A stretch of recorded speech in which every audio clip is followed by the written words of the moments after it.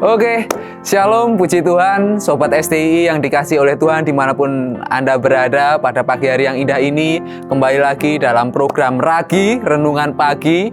Puji Tuhan, mari kita akan sebelum beraktivitas, kita akan berdoa terlebih dahulu. Tuhan, kami bersyukur pada pagi hari ini buat segala anugerah dan kemurahan-Mu, kebaikan-Mu, buat kesehatan yang Tuhan beri, penyertaan-Mu, dan biarlah Tuhan kami terus Tuhan memberikan apa yang terbaik dalam kehidupan kami, memulai aktivitas kami karena Engkau begitu baik, selalu baru kasih setia-Mu dalam kehidupan kami. Terima kasih banyak, kami bersyukur punya Allah yang hebat, ajaib, dan luar biasa. Terima kasih Tuhan, kami akan belajar kebenaran firman-Mu. Di dalam nama Tuhan Yesus kami sudah mengucap syukur. Haleluya. Amin. Puji Tuhan. Sobat STI, bagaimana kita akan belajar renungan pagi ini? Kita akan buka di dalam Amsal 4 ayat 23. Oke. Kita akan buka. Ini suatu ayat yang sangat familiar dan ini udah menjadi, saya percaya saudara di rumah ini pasti udah sangat tidak asing lagi. Bahkan ayat ini adalah ayat di mana menjadi ayat untuk sekolah minggu hafalan ya. Oke, kita baca teman-teman. Amsal 4 ayat 23 katakan, jagalah hatimu dengan segala kewaspadaan, karena dari situlah terpancar kehidupan. Ya, jadi kita belajar dari sini, dari Amsal ini. Kalau kita lihat Amsal ini bagaimana banyak hal yang sifatnya itu yaitu teka-teki ya. Banyak hal hikmat didikan yang ada dalam kitab Amsal ini. Nah, pagi hari ini kita akan belajar dalam kehidupan kita sebagai orang percaya, bagaimana kita menjaga hati kita, teman-teman. Nah, kenapa kok Amsal katakan harus selalu menjaga hati? Nah, ini perlu kita pertanyakan dan perlu kita renungkan dalam kita sebagai orang percaya, ya. Karena kita tahu hati ini adalah salah satu malware atau perangkat lunak yang Tuhan berikan pada kita, kepada manusia. Kalau kita tahu manusia itu terdiri dari soul, body, and spirit, bagaimana tubuh, jiwa, dan roh. Lah, hati ini menjadi suatu sasaran yang empuk untuk apabila si jahat ini untuk boleh melancarkan aksi-aksinya ya. Ibarat kita dalam suatu pertembakan, itu hati itu menjadi sasarannya ya. Ini bagaimana kita tahu ada suatu ungkapan dalam kehidupan kita sehari-hari, yaitu ada contohnya kita punya buah hati, ya kan? Kadang kita teman kita yang sering mendapatkan ejekan atau olok-olok itu, mereka katakan udah kebanyakan makan hati. Mungkin dia sama pasangannya udah dikecewakan karena dia mungkin sakit hati. Nah, kata hati ini udah sangat familiar, baik secara literal dan menjadi suatu majas ya. Tapi kita di sini belajar kenapa kok harus menjaga hati? Ya karena tadi malware, suatu perangkat lunak yang sering ya. Kalau kita lihat di dalam Efesus 6 ayat 12, perjuangan kita tidak melawan darah dan daging, tapi melawan musuh penghulu-penghulu di udara. Nah, bagaimana kita sebagai orang percaya ini harus selalu menjaga hati kita. Jangan hati kita ini menjadi kita membuka celah untuk iblis memberikan hal-hal tadi teman-teman. Hal-hal sehingga kita boleh sakit hati, kita mungkin tersinggung dengan orang waktu kita di lingkungan sekolah dan pekerjaan, ya kan? Karena selalu bersinggungan ya. Kita sebagai makhluk sosial selalu berhubungan dengan orang banyak dalam pekerjaan, bahkan dalam pelayanan sekalipun. Hati kita harus benar-benar selalu kita jaga. Karena itu suatu aset yang benar-benar Tuhan berikan kepada kita. Karena hati ini terdapat di dalam jiwa ya. Dia mainnya di perasaan. Kalau kita lihat cewek itu kebanyakan pakainya perasaan ya. Beda lagi kalau cowok kan mainnya logika. Kalau cewek itu perasaan, aku tadi udah matiin kompor ya kan.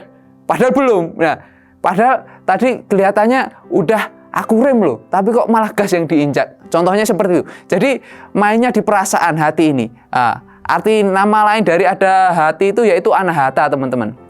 Ya, secara tidak langsung bagaimana kita sebagai orang percaya harus terus waspada ya.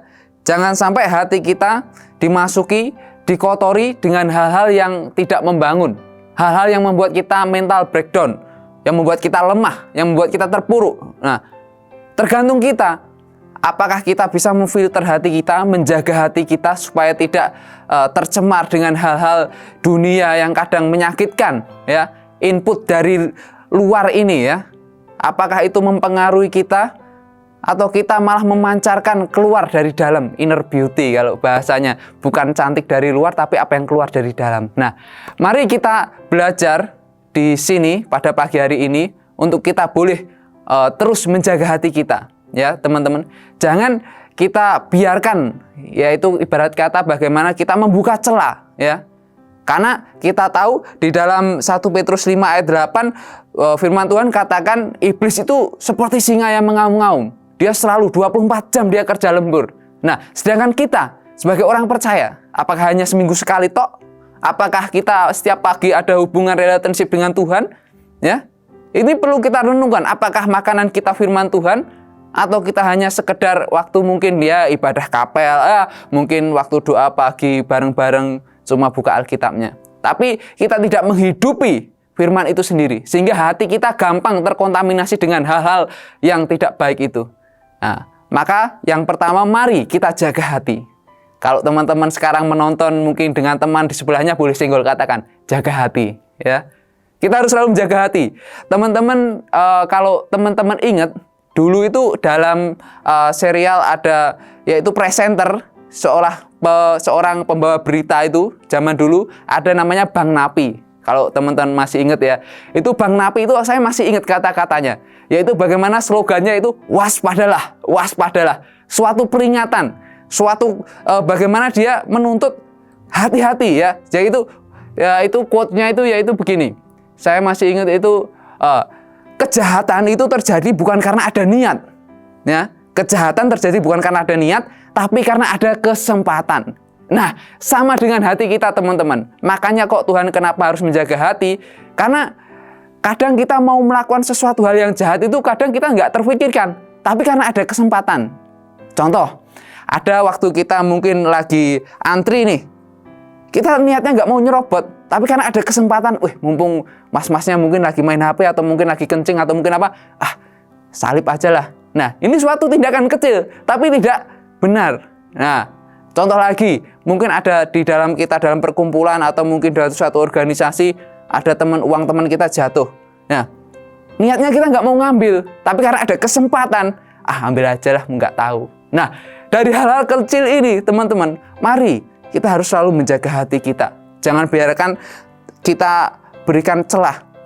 Di Amsal juga katakan, bagaimana kita harus terus berjaga-jaga dan waspada ini karena hari-hari ini jahat. Jangan kita terbawa arus dunia yang semakin luar biasa, semakin turun ya teman-teman. Kalau kita lihat degradasi moral dalam bangsa Indonesia ini sangat turun. Makanya tugas kita sebagai orang-orang percaya itu harus bagaimana menjadi garam dan terang itu harus benar-benar kita hidupi. Dengan apa ya? Menjaga hati kita dari diri kita sendiri, ya. Jangan kita ikut-ikutan dengan arus dunia, tapi mari kita harus menjadi anak-anak Tuhan yang spesial, ya. Jangan kita yaitu memberi kesempatan, memberi celah, ya. Jadi yang pertama bagaimana kita harus waspada. Kalau dalam bahasa Jawa itu lebih dalam teman-teman, yaitu eling lan waspodo. Bagaimana harus selalu berhati-hati dan selalu waspada, harus berjaga-jaga. Kita harus kuat dalam doa, kuat dalam belajar firman Tuhan dan menghidupinya. Firman Tuhan katakan pekerjaan kesukaanku yaitu melakukan kehendak Bapakku, ya. Bagaimana makanannya Tuhan itu bagaimana melakukan kehendak Tuhan. Jadi kita mungkin berteolog udah pinter nih dari segala persepsi, dari setiap apa. Tapi kalau kita tidak menghidupinya ya sama saja. Mari kita belajar menjaga hati. Yang kedua, teman-teman, bagaimana dikatakan karena dari situlah terpancar kehidupan. Nah, berbicara terpancar kehidupan ini, apa yang terpancar? Kalau kita tahu secara sains bagaimana kita semua ini bergerak, ya. Jadi mungkin meja yang saat ini mungkin saya rekaman, ini studio, semua itu merekam. Nah, semesta itu merekam gerak hidup kita. Jadi kalau kita belajar ada suatu yaitu bagaimana kita belajar mindfulness atau di dalam law of attraction itu, ya, hukum tarik menarik itu, apa yang kita sharekan dalam kehidupan kita, semesta itu juga ikut ambil peran, ya. Nah, bagaimana di sini dikatakan kok bisa terpancar? Nah, ini suatu pertanyaan juga. Kok bisa terpancar? Apanya yang terpancar?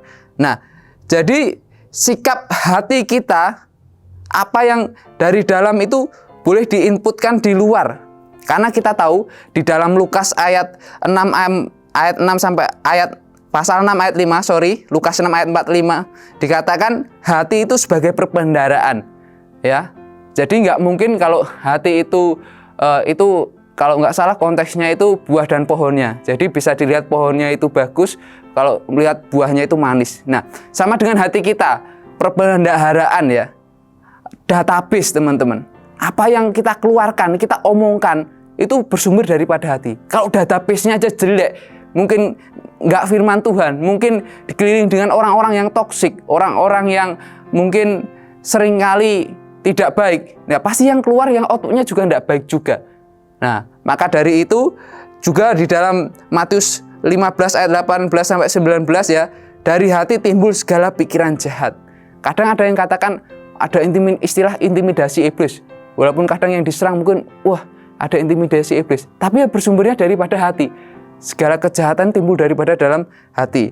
Kita buka sebentar sebagai ayat pendukung ya. Di dalam Matius 15 ayat 18 sampai 19 dikatakan, tetapi apa yang keluar dari mulut berasal dari hati. Dan itulah yang menajiskan orang. Karena dari hati timbul segala pikiran jahat, pembunuhan, perzinahan, percabulan, pencurian, sumpah palsu, dan hujat. Itulah yang menajiskan orang. Tetapi makan dengan tangan yang tidak dibasuh tidak menajiskan orang. Jadi bagaimana aslinya dikatakan semuanya itu bersumber daripada hati. Saat kita mungkin bertemu dengan orang yang menyakiti hati kita, mungkin saat itu mungkin kita tidak bereaksi, tapi sampai rumah kita udah, hati kita ini udah panas ini. Oh, lihat aja nanti. Kalau orang Jawa katakan, oh titenono. Kalau udah titenono itu udah dendam itu arahnya. Nanti aku akan dilihat aja. Kalau dulu kita masih sekolah SMA atau SMK, kalau guru kita ngajar itu ndak enak. Oh lihat aja nanti kalau pulang bannya aku gembosin. Lihat aja kalau pulang aku cegat nanti, ya. Nah, udah dari hati udah merencanakan hal-hal yang tidak baik. Nah, maka daripada itu kita teman-teman jangan kita memancarkan hal yang negatif, ya. Saya memberi ilustrasi analogi yaitu seperti botol. Botol itu bagaimana dia bisa menampung apa yang di dalam minuman itu. Mungkin itu botol teh atau botol Sprite atau botol Coca-Cola atau yang lainnya ya. Dia kan tugas wadahnya itu ya untuk menampung isinya itu. Tapi ketika botol itu pecah, kalau teman-teman pernah tonton di film di action atau apa itu, kalau di bar-bar itu pecah, botolnya diambil, bukan lagi jadi tempat minuman, tapi malah bisa menyakiti orang. Nah, demikian hati kita. Kalau kita belum selesai dengan diri kita sendiri, kalau hati kita masih tidak benar, ibaratnya masih banyak akar pahit, masih banyak kecemburuan, dendam, amarah, yang keluar pun bakal, yang terekspos pun juga akan hal-hal yang tidak baik, malah justru sering menyakiti. Nah, mari daripada itu, kita harus terus menerapkan bagaimana kita harus memancarkan vibe positif di lingkungan kita. Jangan kehadiran kita itu menjadi batu sandungan, tapi malah menjadi orang yang selalu dielulukan. Wah, kalau nggak ada Mas itu kok kelihatannya sepi. Kalau nggak ada orang itu kok kelihatannya. Nah, kehadiran kita menjadi sesuatu yang dielulukan. Jadi garam dan terang itu boleh terrealisasikan dalam kehidupan kita, boleh kita refleksikan. Ya, jadi sedikit juga saya tambahkan di dalam, kalau kita ukur dalam skala itu ya teman-teman, di dalam Dr. David Hawkins itu dia membuat skala bagaimana dia itu menghitung energi atau bagaimana kita itu memancarkan atau memvibrasikan aura. Bagaimana kalau kita lihat orang yang ada dua, dibagi menjadi dua, yaitu force dan power. Ya, yang di dalam force itu cenderung mereka itu orang-orang yang destruktif atau sifatnya itu mungkin dia itu dikatakan yaitu cemas, malu, itu tingkat bawah, level energi bawah. Nah, jangan sampai kita sebagai orang percaya kita menge-sharekan wajah kita mungkin bertutut ya, kalau orang Jawa bilang mungkin manyun terus gitu kan. Dilihat aja, orang lihat aja sudah nggak enak, apalagi mau di sekelilingnya ya kan, mungkin manyun. Walaupun kita punya masalah berat ya, jangan kita pasang wajah yang tidak enak gitu. harus kita senyum, ya kan? Bagaimana kita harus terlihat ramah gitu. Tapi benar-benar ramah ya, dari dalam keluar, bukan lingkungan sekitar yang mempengaruhi kita. Nah, maka daripada itu, di dalam skala Dr. Hawkins itu, David Hawkins itu dikatakan kalau kita di energi power, di energi atas itu bagaimana kita sifatnya itu konstruktif, lawan kata destruktif tadi ya. Kita akan membangun. Makanya kalau kita sebagai orang percaya habis nyanyi-nyanyi pujian, enjoy, itu energinya kalau dihitung itu 500-an ya. Jadi kalau kita bagaimana kita sukacita, bahagia, orang di sekeliling kita pun akan juga merasakan kehadiran kita membawa hal yang positif. Ya, makanya terpancarlah kehidupan ya dari itu tadi ya. Ya, makanya kesimpulannya dari dua hal tadi, jangan kita yaitu memberi celah kepada iblis, kepada si jahat ya. Bagaimana kita harus terus berjaga-jaga. Katakan waspadalah, waspadalah. Yang kedua, mari kita sharekan positive vibe. Bagaimana kita selalu memberikan dampak yang baik. Kehadiran kita menjadi garam, bukan menjadi batu sandungan. Mungkin itu saja yang bisa kita renungkan dan kita aplikasikan dalam kehidupan kita. Puji Tuhan. Terima kasih, saya Theo Alfa Kristianto. See you and God bless you.